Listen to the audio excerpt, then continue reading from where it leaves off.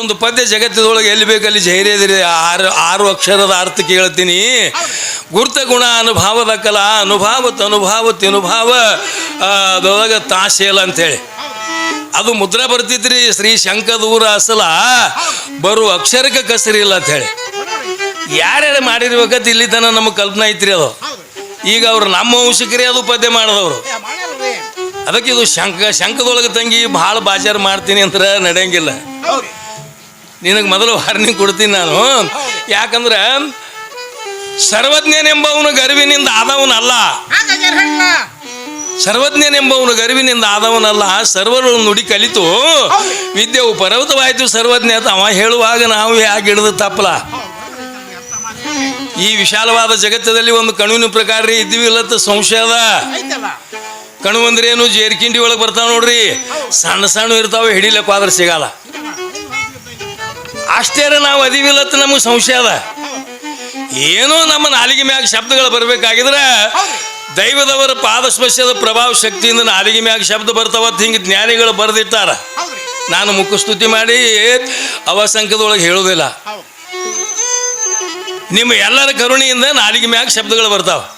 ಅದಕ್ಕೆ ನಮ್ಮ ವಿದ್ಯಾಶ್ರೀ ಅವ್ರು ಏನ್ ಕೇಳ್ತಾರ, ಶಿವಶಂಕರ ಪರಮೇಶ್ವರ ಹಿಂಗ ಅನಂತ ನಾಮಗಳು ನಿಮ್ಮ ಭಗವಂತಗೆ ಯಾರು ಇಟ್ರು, ಏಸ್ ಮಂದಿ ಕೂಡಿ ಅವನಿಗೆ ತೊಟ್ಲಾಗ ಹಾಕಿದ್ರ ತಾಳಕಿ. ಅದಕ್ಕೆ ಶಮೆ ಧಮೆ ತಿಥಿಕೆ ಶ್ರದ್ಧಾ ಭಕ್ತಿ ಸಮಾಧಾನ ಅನ್ನುವಂಥವು ಷಡ್ ಸಂಪತ್ತಿನೇ 6. ಇವು 6 ಯಾವ ಪುಣ್ಯಾತ್ಮನು ಅನುದೀನದಲ್ಲಿ ಮಾತ್ರ ಅದನ್ನೆಲ್ಲ ಪಾಲಿಸ್ಕೊಂಡು ಬಂದಾನ ಅವನಿಗೆ ಭಗವಂತ ಕಂಡಾನಂತ ಶ್ರುತಿ ಬರ್ದಾವ. ಅವನಿಗೆ ತೊಟ್ಲ ಎಂಥದ್ದು ಮಾಡ್ಯಾರಪ್ಪ ಅಂತಂದ್ರೆ ಧರ್ಮ ಅರ್ಥ ಕಾಮ ಮೋಕ್ಷ ಅನ್ನುವಂಥದ್ದೇ ತೊಟ್ಲ 4 ಹಗ್ಗ, ಈಚೆಗಡೆ 2 ಆ ಕಡೆ 2. ಅದಕ್ಕೆ ವೈರಾಗ್ಯ ಮತ್ತು ಜ್ಞಾನ ಇವು 2ರ ನಡವರ್ಕ್ ಮಾತ್ರ ನಿಂತು ತೂರ್ಯ ಮತ್ತು ತೂರ್ಯಾತೀತದಲ್ಲಿ ನಿಂತು ಅವನ ಪ್ರಭಾವ ಚೈತನ್ಯ ಶಕ್ತಿಯಿಂದಲೇ ಅದು ಹೆಂಗಪ್ಪ ಅಂತಂದ್ರೆ ಈ ಚೆಂಡು ತಗೊಂಡು ಗಾಡಿ ಹೊಡೆದಗಳಿಗೆ ಹೆಂಗೆ ಹೊಳಿ ಬರ್ತದಲ್ಲ ನಮ್ಮ ಕಡೆ, ಹಂಗೆ ಅವನ ಪ್ರಭಾವ ಶಕ್ತಿನೇ ಅವನಿಗೆ ಹೆಸರಿಟ್ಟು ಹಿಂಗೆ ಅನಂತ ಕೊಂಡಾಡ್ರ ಭಕ್ತರು. ಹಿಂಗೈತಿ ಓದಿ ನೋಡು. ಅದಕ್ಕೆ ನಾ ಏನು ಹೇಳ್ತೀನಿ, ಲಿಂಗ ಮಧ್ಯಂ ಜಗತ್ ಸರ್ವಂ ಲಿಂಗ ಭಾಯಂ ಪರನಾಸ್ತಿ. ಲಿಂಗದವಳು ಜಗತ್ತೇ ಅಡಕ ಮಾಡಿಕೊಂಡಿದೆ ಅಂತ ಕವಿಗಳು ಶಬ್ದ ಇಟ್ಟಾರ. ಅದಕ್ಕೆ ವಿದ್ಯಾಶ್ರೀ ಅವ್ರು ಏನು ಹೇಳ್ತಾರೆ, ಈಗ ನಿಮ್ಮ ಲಿಂಗ ಎದರ ಮ್ಯಾಗಿಟ್ಟಿ ಅಲ್ಲಿ ನನ್ನ ಜಲಾರಿ ಬೇಕು, ನನ್ನ ಜಲಾರಿ ಇದ್ದಿದ್ದಿಲ್ಲಪ್ಪ ಅಂದ್ರೆ ನಿನ್ನ ಲಿಂಗ ಹೆಗಲ ಮ್ಯಾಗ ಇಟ್ಕೊಂಡು ತಿರುಗಾಡ್ಬೇಕಾಗ್ತದ ಅಂತ ಹೇಳ್ತಾಳಕ್ಕೆ. ತಂಗಿ ಅದು ನಿನಗೆ ಗೊತ್ತಿಲ್ಲ, ಯಾಕಂದ್ರೆ ಗೊತ್ತಿದ್ರು ಕೇಳ್ತಿ ಬರಬರಿ ಅದ. ಯಾಕಂದ್ರೆ ವಿಷಯ ನಡೆಸ್ಬೇಕಾಗ್ಯದಲ್ಲ ಇಲ್ಲಿ. ನೀ ಕೇಳುವಂತ ಮಾತುಗಳು ಸಾಧಾರಣ ಅಲ್ಲ ತಂಗಿ. ಅದಕ್ಕೆ ಹೆಂಗ ನೋಡು, ಈಗ 12ನೇ ಶತಮಾನದಲ್ಲಿ ಉತ್ತರ ಹಿಂದೂಸ್ತಾನ ಓಂಕಾರೇಶ್ವರದಲ್ಲಿ ಜನನಾಗಿ ಬಂದರು ಅಂಬಿಗಾರ್ ಚೌಡಯ್ಯನವರು.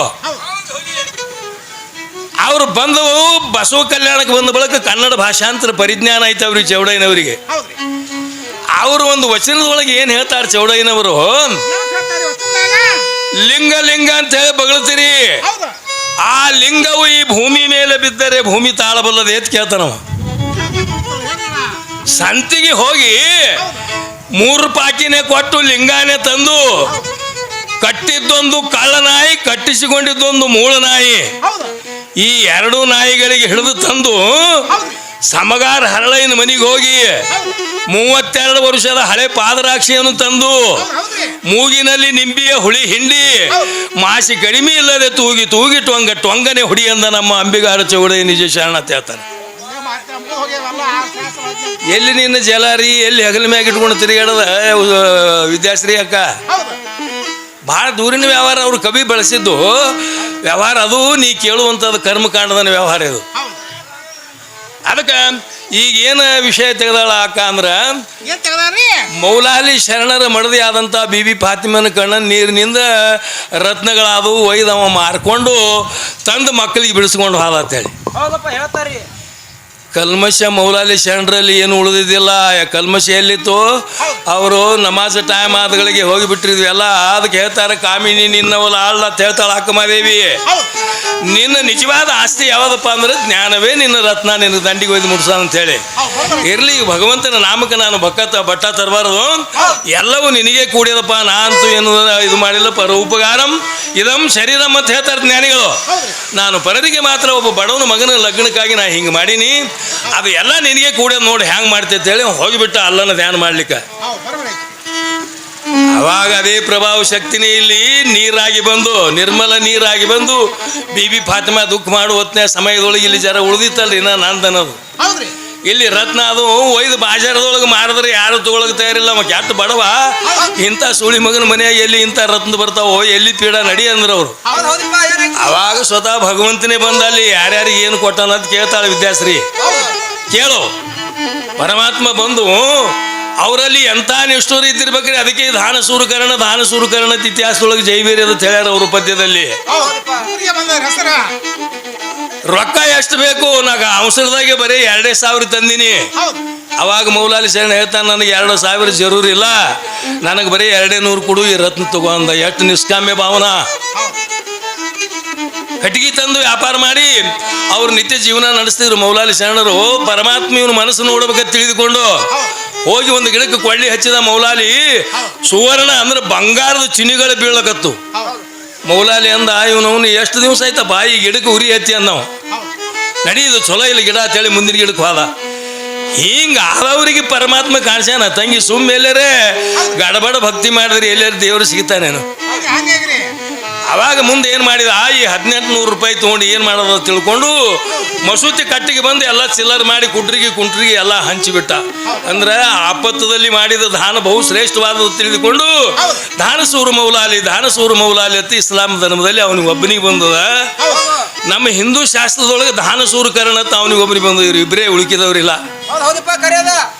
ಯೋಗ ತ್ಯಾಗ ಭೋಗ ಇವೆಲ್ಲ ನಡೆಸಿದವು, 3 ಏಕಕಾಲಕ್ಕೆ ನಡೆಸಿದವು ಜನಕರಾಜ ತಿಳಿದುಕೊಂಡು ಇವ್ರು 3 ಮಂದಿ ಬಂದು. ಆದ್ರೆ ದಾನಸೂರತ ಜನಕರಾಜ ಬಂದಿಲ್ಲ. ಯೋಗ ಭೋಗ ತ್ಯಾಗ ಇವು 3 ಏಕಕಾಲಕ್ಕೆ ನಡೆಸ್ತಿದ್ದ ಯಾರು ಜನಕರಾಜ. ಇರಲಿ, ಯಾಕಂದ್ರೆ ಮಕ್ಕಳು ಮಾತಾಡೋದ್ರೊಳಗೆ ಮತ್ತೆ ಮಜೆ ಉಳಿಯಂಗಿಲ್ಲ. ಈಗ ವಿಷಯ ಏನ್ ತೆಗದಾಳ ವಿದ್ಯಾಶ್ರೀ, ದೇವರ ಅಂತ ಬಾಯಿ ಮಾಡ್ತೀರಿ. ಎಲ್ಲಿ ಅದಾನ ನಿಮ್ಮ ದೇವರ? ಯಾವ ಭಾಡ್ಯನ ಮಗ ಹಡದಾನ ಅವನಿಗೆ ಹೇಳು ಅವರ ತಾಯಿ ತಂದೆ ಹೆಸರಾತ್ ಇಲ್ಲಿಗೆ ಬಂದು ನಿಂತಾಳೆ ಹೆಣ್ಮಗಳು.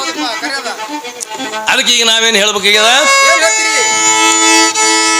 ದೇವರಂತ ನಾವು ಬಾಯಿ ಮಾಡವರ ಅಲ್ಲ ಹುಡುಗಿ. ಬಾಯಿ ಕೈ ಕಣ್ಣ ಮೂಗ ಮಾಡ್ಯಾನ ದೇವರ. ಸಾರ್ವತ್ರಿಕ ಅದಾನ ಶುದ್ಧ ನಮ್ಮ ಪರಮೇಶ್ವರ. ಅವನ ರೂಪ ಕುಡ್ಡ ನಾಯಿ ನೀನು ನೋಡಿಲ್ಲ ಜನ.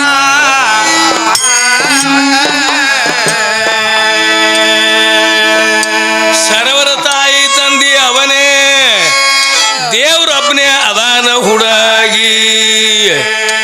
ತಿರುಗಿ ಕೇಳಿದ್ರ ನಾಲಿಗೆಗೆ ಉಪ್ಪಿನ ಕಾಯಿ ತೆಕ್ತಾರ.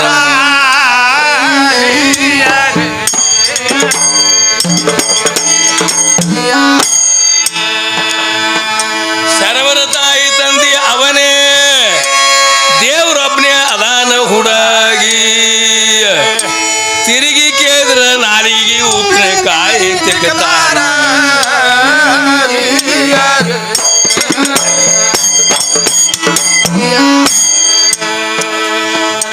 ಯಾರು ಅವನಿಗೆ ಹಡದೇ ಇಲ್ಲ,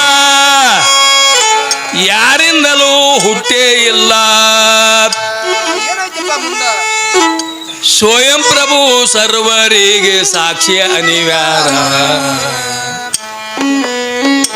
ತಾಯಿ ತಂದೆ ಅದಾನಂತ ಬರ್ದಿಲ್ಲ ಯಾವ ಶಾಸ್ತ್ರ. ನಿನ್ನ ಮಾಯದ ಉತ್ಪತ್ತಿ ಹೇಳ ಮೂಲ ಆಧಾರ.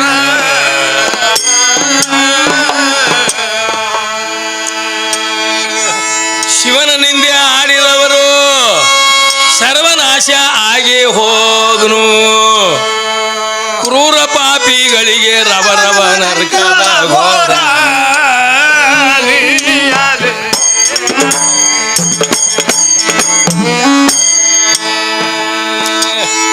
ಐದಕ್ಕೈದು 25 ದೆವ್ವ ನಿನಗೆ ಬಡದವ ತಂಗಿ. ಜೀವಭಾವ ಸಾವಿನ ಮನಿ ತೊಗಲಿನ ವ್ಯಾಪಾರ. ಈ ತೊಗಲ ನಾಟ ಕೆಂಬುವುದು ತಗಲರ ಬಾಜಾರ ಅಂದ್ರ ಎಲ್ಲದ ನಿಮ್ಮ ದೇವ್ರತ್ ಕೇಳ್ತಾ ನೋಡ್ರಿ. ಭುವನಕ್ಕೆ ಸಾಕ್ಷಿ ಅದಾನ ಅವನ ವಸ್ತಿ ಬೈಲಾಪುರ.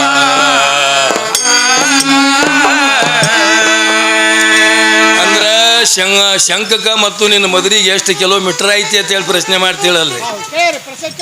ಅದಕ್ಕೆ ಆ ಭಗವಂತ ಇರುದಕ್ಕ ನೀ ಇರುದಕ್ಕ ಎಷ್ಟು ಅಂತರ ಕೇಳ್ತಾಳ. ಅದಕ್ಕೆ ಏನು ಹೇಳ್ಬೇಕಾಗ್ಯದ ಈಗ ವಿದ್ಯಾಶ್ರೀಗೆ? ಕಿಮಿ ಕೋಡಿಗೆ 4 ಬರಳ ಅಂತರದಷ್ಟೇ ಅದಾನವನು, ಅರಿಯದ ಅಜ್ಞಾನಿಗಳಿಗೆ ಬಹಳ ದುಸ್ತಾರ.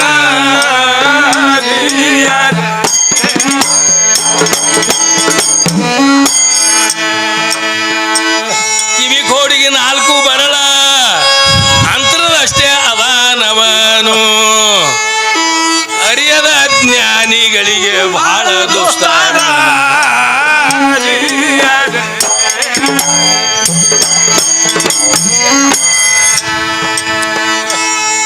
ಶಾಸ್ತ್ರ 18 ಪುರಾಣ ಉಪನಿಷತ್ 108 ಸನ್ಯಾಕ ಒಯ್ದು ಮಾರ್ಗ ತೋರಿಸಿ ನಿಂತಾವ ದೂರ. ನೆರೆ ನಂಬಿ ನೋಡು ಗುರುಕರ್ಣವೇ ಮೂಲ ಆಧಾರ. ಆ ಶಿವಪುರಕ್ಕ ಹೋಗುವುದಕ್ಕ ಸಾರ.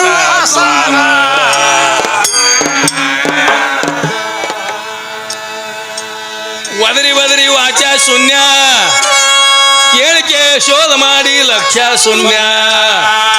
ವಾದ ಭೇದಿಗೆ ನೆಲಕಲಾದು ಮಹಾಮಂತಾರ.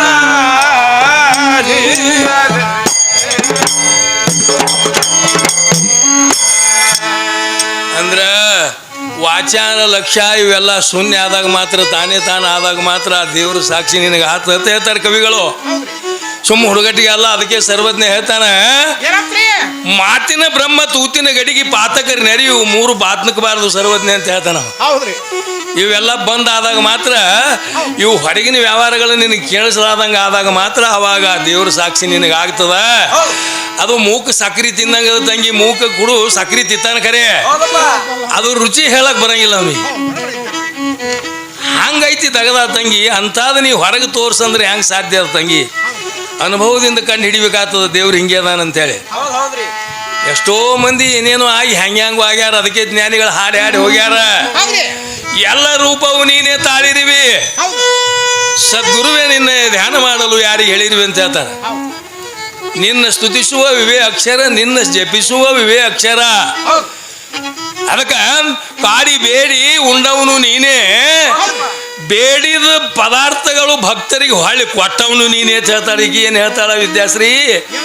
ನೀನೇ ನನ್ನ ಮನೆಗೆ ಬೇಡ್ಕೊಳಕ್ ಬಂದಿದ್ದೆ ಅಂತ ಹೇಳಿದ್ರು. ಭಿಕ್ಷಾ ಬೇಡ್ಲಕ್ ಬಂದಿವಿ ಅಂತ ನಾವು ತಂಗಿ. ಯಾರು ಹೇಳ್ಯಾರ ವಿದ್ಯಾಶ್ರೀ ನಿನಗ? ಇತಿಹಾಸಗಳು ಹೇಳ್ತಾವ, ಸೂತ್ರಸ್ಯಗಳು ಅವನಿಗಿಲ್ಲ. ಸಗುಣ ನಿರ್ಗುಣಕ್ಕೆ ಸಾಕ್ಷಿ ಆದಂತ ವಸ್ತು ಅದು. ಅವ ಎದಕ್ಕೆ ಬಂದಾನ ಅಲ್ಲಿ? ನಿನಗೆ ಯಾರೇ ಅನಾಥರು ಬಂದ್ರ ಹಿಂಗ ಅವ್ರಿಗೆ ಕರುಣೆಯಿಂದ ಭಿಕ್ಷಾ ನೀಡು, ನಿನಗೆ ಕಲ್ಯಾಣ ಆತ ಪದ್ಧತಿ ತೋರ್ಸ್ಲಕ್ ಬಂದಾನವ. ಈಕಿಗೆ ಗೊತ್ತಿಲ್ಲ. ಇಷ್ಟೇ ರೀ ಫರ್ಕ್ ಆಗಿದ್ದು. ಈಗ ವಿದ್ಯಾಶ್ರೀ ಕೇಳುವಂತ ಪ್ರಶ್ನೆ ಏನು? ನಾ ಕೊಡಕಿದ್ದೀನಿ, ನಿನ್ನ ಕೈಯಾಗ ಕೊಡೋದಿಲ್ಲ ಅಂತ ಹೇಳ್ತಾನ ಅವ. ಮನಸ್ಸು ಮಾಡಿದ್ರಿ ಬ್ರಹ್ಮಾಂಡವೇ ಬಂಗಾರ ಆಗ್ತದ ತಂಗಿ, ನಿನಗೆ ಗೊತ್ತಿಲ್ಲ. ಆಗ್ಯದ.